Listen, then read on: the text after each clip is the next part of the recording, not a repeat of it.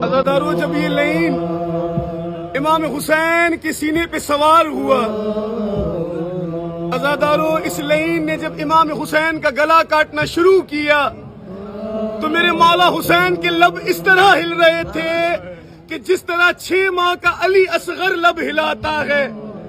अज़ादारों, इसने कहा शायद हुसैन बद्दुआ दे रहा है। इसने अपने कान को आगे किया लबों के आगे, और अज़ादारों, जो सदा थी हुसैन की वो सुने कि वो सदा क्या थी।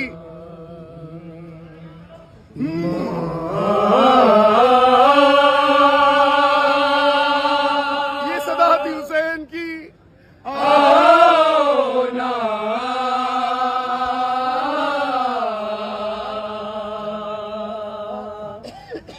आओ ना,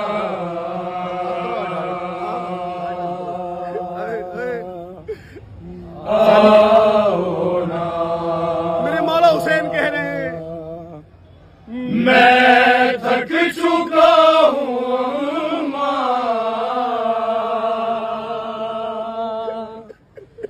मैं थक चुका हूँ माँ, मुझको सुनाना,